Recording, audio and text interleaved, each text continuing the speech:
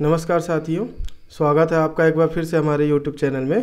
तो साथियों, आज हम बात करेंगे MPTT एग्ज़ाम के जो 17 मार्च के दोनों शिफ्ट के एग्ज़ाम हुए हैं उनमें पूछे गए क्वेश्चंस के बारे में। उनका एनालिसिस हमने किया है और हम इसके बारे में पूर्ण रूप से चर्चा करेंगे और इस तरह के वीडियो हम आगामी लाएंगे जिससे आप अपनी परीक्षा की तैयारी और सुदृढ़ तरीके से कर सकें कि किस प्रकार से एग्ज़ाम में क्वेश्चन पूछे जा रहे हैं और आप उन क्वेश्चंस को देखकर अपनी तैयारी को मजबूत बना सकें। तो हम स्टार्ट करते हैं आज का ये वीडियो और इसमें हम 17 मार्च में जो पूछे गए हैं क्वेश्चंस दोनों शिफ्ट में, फर्स्ट शिफ्ट और सेकंड शिफ्ट में, उनको हमने एकत्रित करने की कोशिश की है स्टूडेंट से और आपके सामने हम प्रस्तुत कर रहे हैं। तो चलिए देरी न करते हुए वीडियो को स्टार्ट करते हैं। तो मित्रों, पहला क्वेश्चन ये था कि इसरो की पहली महिला निर्देशक कौन थी। तो जैसे आपके सिलेबस में अंतरिक्ष विज्ञान जोड़ा गया है तो ये देखा जा रहा है जो भी आपके एग्ज़ाम हुए हैं पिछले बीते दिनों में 12, 13, 14, 15 जो भी हुए हैं उनमें आपके अंतरिक्ष विज्ञान से क्वेश्चन काफ़ी ज़्यादा पूछे जा रहे हैं। तो आपको इसके क्वेश्चन जो भी आ रहे हैं उनको अच्छी तरीके से प्रिपेयर करना है। तो पहला क्वेश्चन है कि इसरो की पहली महिला निर्देशक कौन थी। तो अनुराधा टीके थी। जो इनके बारे में और डिटेल आपको याद रखना है कि 1982 में अंतरिक्ष एजेंसी में ये शामिल हुई थी और इसरो में उपग्रह परियोजना निर्देशक बनने वाली पहली महिला है। तो ये क्वेश्चन आपसे दोबारा किसी भी दिन पूछा जा सकता है।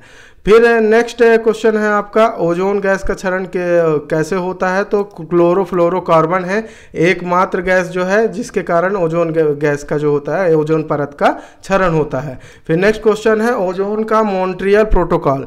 तो याद रखिए मॉन्ट्रियल प्रोटोकॉल से 2 बार या 3 बार क्वेश्चन पूछे जा चुके हैं। तो आपको मॉन्ट्रियल प्रोटोकॉल जितने भी प्रोटोकॉल पर्यावरण से संबंधित है उनको आपको पढ़ के जाना है। तो 16 सितंबर 1987 को सहमत हुआ था यह और 1 जनवरी 1989 को क्या हुआ, लागू किया गया था और ओजोन परत की सुरक्षा मॉन्ट्रियल प्रोटोकॉल का मुख्य उद्देश्य है। तो इसे आपको याद रखना है। अब नेक्स्ट क्वेश्चन है आपका कि रामसर संधि आयोजन कब हुआ।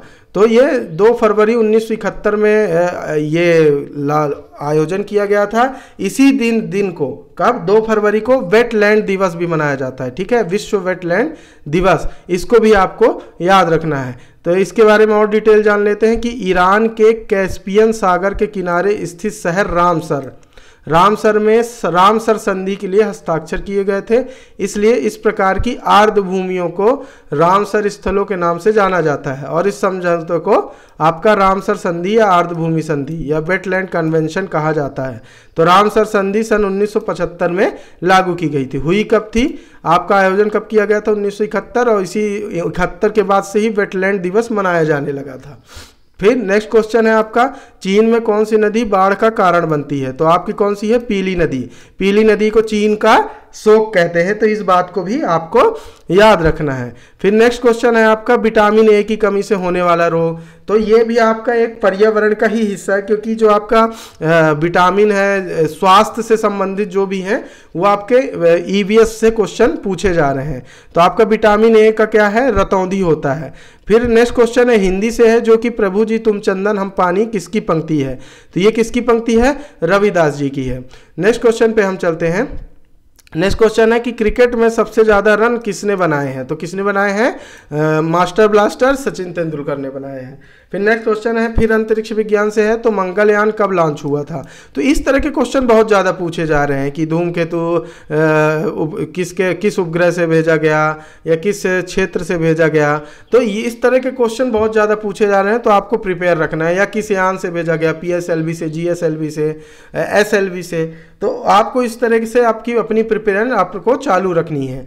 फिर मंगलयान कब लॉन्च हुआ, तो 5 नवंबर 2013 को। यह उपग्रह जो था आंध्र प्रदेश के श्रीहरिकोटा स्थित सतीश धवन अंतरिक्ष केंद्र से ध्रुवीय उपग्रह प्रक्षेपण यान, ये क्या होता है, PSLV कहते हैं इसे, क्या, पोलर सैटेलाइट है ना, प्रक्षेपण यान है ये, जो C-25 के द्वारा सफलतापूर्वक छोड़ा गया था। अब ये मोस्ट इंपॉर्टेंट क्वेश्चन है क्योंकि क्रिकेट से क्वेश्चन पूछे जा रहे हैं। हर दिन देखा गया है कि आपका क्रिकेट से क्वेश्चन पूछे जा रहे हैं। तो पहला विश्व कप क्रिकेट कब हुआ था, तो 1975 इंग्लैंड में हुआ था। इसको आपको इसमें एक पॉइंट ये याद रखना है कि जीता किसने था। तो किसने जीता था, वेस्ट इंडीज ने जीता था। किसने जीता था, वेस्ट इंडीज ने। और इसको एक पॉइंट और याद रखना है कि अगला टूर्नामेंट कब है, 2023 में है। और कहाँ आयोजित किया जाएगा, इंडिया में आयोजित किया जाएगा। नेक्स्ट क्वेश्चन की ओर बढ़ते हैं कि ओजोन परत की मोटाई को मापने की इकाई क्या है, तो क्या है आपका डॉप्शन है। फिर ओजोन, देखिए ओजोन जो होता है घनत्व के मापन के लिए डॉप्शन का प्रयोग किया जाता है, ओजोन के घनत्व का। एक डॉप्शन उन ओजोन अणुओं की संख्या है जो 0 डिग्री से 1 एटीएम दाब पर 0.01 मिलीमीटर पतली परत बनाते हैं। ठीक है, क्या इसको मैंने इसलिए डाला है क्योंकि अब ओजोन परत से लगातार क्वेश्चन आ रहे हैं। एक मॉन्ट्रियल प्रोटोकॉल से जैसे पूछ दिया, वो भी ओजोन परत से रिलेटेड है, तो ओजोन परत से रेगुलर क्वेश्चन पूछे जा रहे हैं। तो आपको ये भी याद रखना है कि एक डॉप्शन क्या होता है, 0.0 डिग्री से 1 एटीएम दाब पर 0.01 मिलीमीटर पतली परत बनाता है। फिर नेक्स्ट क्वेश्चन है कि भूटान का राष्ट्रीय खेल कौन सा है, तो क्या है, तीरंदाजी है। फिर आपका नेक्स्ट क्वेश्चन आता है कि डीआरडीओ की कितनी शाखाएं हैं, इंपॉर्टेंट क्वेश्चन है। तो डीआरडीओ की जो वर्तमान में 52 प्रयोगशालाओं का एक समूह है, कितनी, 52 प्रयोगशालाओं का एक समूह जो है वर्क कर रहा है इस पे। ठीक है, और इसमें एक आपको एक्स्ट्रा चीजें याद रखना है कि डीआरडीओ की स्थापना वर्ष कब है, 1958 में इसे स्थापित किया गया था। ठीक, अब आते हैं नेक्स्ट क्वेश्चन की, तो एक पेड़ में कम से कम कितना पानी पाया जाता है, तो एक शाकीय पौधे में शरीर में कितना 80 से 90% भाग क्या पाया जाता है, जल पाया जाता है। देखिए एक और क्वेश्चन ओजोन से आ गया कि ओजोन परत के क्षरण में किस मंडल में प्रभाव पड़ता है, तो किस मंडल में, समताप मंडल में प्रभाव पड़ता है। इसी के कारण जब इसमें ओजोन परत में छिद्र हो जाते हैं तो परावैंगनी किरणें, कौन सी, परावैंगनी किरणें जो हैं आपको नीचे आपके धरती पर प्रवेश करती हैं और त्वचा कैंसर जैसे रोगों का कारण बनती हैं। तो आपको इस चीज को भी याद रखना है कि परावैंगनी किरणों से क्या हानि पड़ती है, त्वचा कैंसर जैसे रोग होते हैं। और किस परत मंडल पे प्रभाव पड़ता है, तो समताप मंडल पे प्रभाव पड़ता है। ठीक है, और जैसे नेक्स्ट क्वेश्चन है कि मिट्टी को पृथ्वी पर क्या कहा जाता है, तो मिट्टी को पृथ्वी पर क्या कहा जाता है, इसे पृथ्वी कहा जाता है, सॉरी त्वचा कहा जाता है। ठीक है, फिर देखिए मॉन्ट्रियल प्रोटोकॉल से एक और क्वेश्चन आया था कि मॉन्ट्रियल प्रोटोकॉल कब अपनाया गया, तो मॉन्ट्रियल प्रोटोकॉल एक अंतर्राष्ट्रीय संधि है। ठीक है, जिसे 16 सितंबर 1987 को अपनाया गया था। और ओजोन परत जो है किसके लिए, ओजोन परत की सुरक्षा के लिए मॉन्ट्रियल प्रोटोकॉल का जो है मुख्य उद्देश्य है। जो छिद्र हो रहे हैं, सबसे बड़ा छिद्र कहाँ है, आपको याद रखना है कि अंटार्कटिका महाद्वीप में सबसे बड़ा ओजोन छिद्र की खोज की गई है। नेक्स्ट क्वेश्चन है आपका पटसन का मुख्यालय कहाँ स्थित है, तो कहाँ, चिंसुड़ा, ये कहाँ स्थित है, पश्चिम बंगाल में स्थित है। फिर जैसे ये इंपॉर्टेंट क्वेश्चन आया कि किसने धूमकेतु के अध्ययन के लिए सबसे पहला उपग्रह भेजा, तो किसने भेजा था, रोसेटा अंतरिक्ष यान। ये कहाँ की है, यूरोपीय स्पेस सेंटर है, क्या है, यूरोपीय स्पेस एजेंसी है, रोसेटा अंतरिक्ष यान से इसे भेजा गया था धूमकेतु के अध्ययन के लिए। अब नेक्स्ट क्वेश्चन है कि डीएटीवी किसके लिए उपयोग किया जाता है। अब ये डीएटीवी क्या है, तो direct air side transit visa की आवश्यकता ये क्या होती है कि जब आप यूके में हैं और यूके में आपको दूसरे देश के रास्ते में उड़ाने बदल रहा होगा, तब आपको डीएटीवी की आवश्यकता होगी। और यूके में सीमा नियंत्रण से नहीं गुजरेगा, है ना। तो डीएटीवी जो होता है कि ये यूके की सीमा नियंत्रण से नहीं जाएगा अगर आप direct air side transit visa आप लेते हैं तो।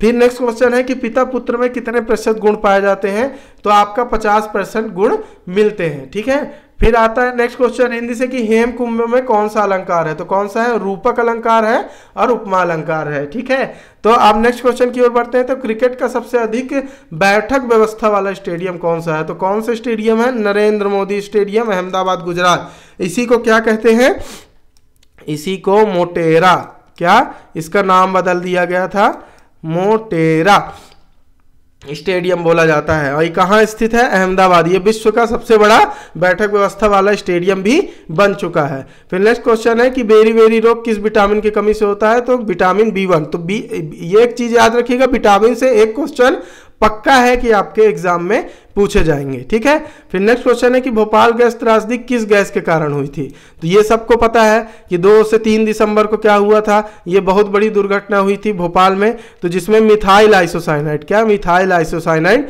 आपका 1984 में ये घटना घटी थी 2 से 3 दिसंबर को। और ये इसमें क्या था, ये कंपनी का नाम भी आपको याद रखना है, तो यूनियन कार्बाइड नामक कंपनी के कारखाने में यह घटना घटी थी, जिसमें मिथाइल आइसोसाइनाइड क्या हो गया था, लीक हो गया था, जिसमें आपके बहुत सारे लोगों की मृत्यु हो गई थी, जो बहुत ही बड़ी दुर्घटना, एक मतलब विश्वव्यापी दुर्घटना के रूप में उजागर हुई थी। नेक्स्ट क्वेश्चन देखते हैं। तो चाय कैसे जलवायु में उगाई जाती है? तो आर्द्र जलवायु में उगाई जाती है। किस प्रकार की? आर्द्र जलवायु में, जहां थोड़ी आर्द्रता रहे, ह्यूमिडिटी ज़्यादा रहती है, वहां चाय का उत्पादन अधिक होता है। फिर तिलहन फसल में कौन सा देश आगे है? तो आपका भारत है। क्या? भारत जो है आपका विश्व में तिलहन का उत्पादन और दलहन का उत्पादन, क्या क्या? तिलहन और दलहन, ये विश्व में नंबर 1 पे भारत आता है, दलहन और तिलहन पे। ठीक है, तो फिर नेक्स्ट क्वेश्चन पे और चलते हैं। तो मादा एनाफिलीज के काटने से कौन सी बीमारी होती है? तो मादा एनाफिलीज के काटने से आपका मलेरिया रोग होता है। फिर NAUPA का संबंध किस से है? तो NAUPA का फुल फॉर्म क्या होता है? कि national institute of educational planning and administration. तो ये क्या करते हैं कि ये जो NAUPA होता है, ये शैक्षिक योजनाएं जो होती हैं एवं प्रबंधन जो होता है उसके क्षेत्र में क्षमता विकास और शोध कार्य में यह कार्य करता है। मतलब जैसे कोई शैक्षिक एजुकेशनल योजना लानी है, एजुकेशनल प्लानिंग लॉन्च करनी है गवर्नमेंट को, तो ये जो इंस्टीट्यूट होता है यह उस पर क्या करता है? एक शोध कार्य करता है, उसको प्रबंधित करता है, मतलब मैनेज करता है। ठीक है, नेक्स्ट क्वेश्चन की ओर बढ़ते हैं। तो दांत में से खून निकल रहा है तो कौन सा फल खाना चाहिए? तो आपको खट्टे फल खाना चाहिए, जिससे आपके दांत से जो खून निकलते हैं वो बंद हो जाते हैं। कारण क्या होता है? Citric acid. ठीक है, सिट्रिक, खट्टे फल में क्या पाया जाता है? सिट्रिक एसिड पाया जाता है, जिस कारण दांत से खून निकलना बंद हो जाता है। फिर जैसे आवाज से क्वेश्चन आए थे कुछ, जैसे बंदर के आवाज को क्या कहते हैं, शेर के आवाज को क्या कहते हैं, चूहे के आवाज को क्या कहते हैं। जैसे शेर कहाँ रहता है? माथ पे, गुफा पे रहता है। चूहा बिल पे रहता है। बंदर कहाँ रहता है? पेड़ पे रहता है। तो इस प्रकार से आपको उसकी आवाज को बताना था। जैसे पर्यावरण में आप पढ़ेंगे, अगर आप लोग कमेंट पे बता दीजिएगा कि आवाज पे, आपको आवाज के क्वेश्चन पे वीडियो चाहिए जिसमें मैं आपके जनजातियों की आवाज, है ना, मनुष्यों की आवाज, जैसे पिग्मी जनजाति की आवाज को क्या कहते हैं, जैसे आपकी अलास्का की जनजाति है उसके आवाज को क्या कहते हैं? इग्लू कहते हैं। तो इस प्रकार के क्वेश्चन आपके एग्जाम में पूछे जाएंगे आवाज से रिलेटेड। तो अगर आप चाहते हैं तो कमेंट पे हमें बताइए, तो हम उसके लिए अलग से वीडियो बना देंगे। ठीक है, नेक्स्ट क्वेश्चन है कि पारिस्थितिकी में सबसे पहले जरूरत किसकी होती है? तो सबसे पहले जरूरत होती है ऊर्जा और ऑक्सीजन की। कोई भी पारिस्थितिकी तंत्र का बेस जो माना जाता है वो ऊर्जा माना जाता है, क्योंकि ऊर्जा के लिए ही इंसान पारिस्थितिकी तंत्र का निर्माण करता है। जैसे अगर घास है, घास को ऊर्जा किससे मिलती है? सूरज से मिलती है। और फिर घास को खा के एनर्जी, ऊर्जा का ट्रांसफर और ऑक्सीजन किसी शाकाहारी पशु को जाता है। ठीक है, तो ये साइकिल आपका पूरा कनेक्टेड होता है। ठीक है, तो ये पूरा ऊर्जा और ऑक्सीजन पे पारिस्थितिकी तंत्र बेस्ड होता है। फिर नेक्स्ट जैसे क्वेश्चन आपके आए थे कि फल में विटामिन की मात्रा से प्रश्न आ रहे हैं, जैसे कि फल में किस विटामिन की मात्रा, जैसे आपका पूछ दिया जाए ऑरेंज है, संतरा है, संतरा में किस विटामिन की मात्रा अधिक होती है? तो किसकी? विटामिन सी की, जैसे क्योंकि संतरा खट्टे फल में आता है, नींबू खट्टे फल में आता है। इस प्रकार आपसे क्वेश्चन पूछे जा रहे हैं कि किस विटामिन की मात्रा किस फल में अधिक होती है। जैसे कविता के लेखक आ रहे हैं, कविता, जैसे कोई कविता लिख दी एक पंक्ति और उसके लेखक हिंदी से आ रहे हैं, अधिगम सिद्धांत पूछा जा रहा है और कविता के रचनाकार पूछा जा रहा है, तो हिंदी से इस प्रकार से क्वेश्चन पूछे जा रहे हैं। ठीक है, तो और आप सभी को होली की शुभकामनाएं। आप अपना पेपर बेझिझक दीजिए, हम आपको पूरा एनालिसिस पर डे प्रोवाइड कराएंगे।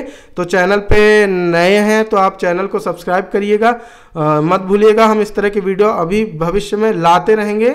और आपको होली की एक बार फिर से शुभकामनाएं।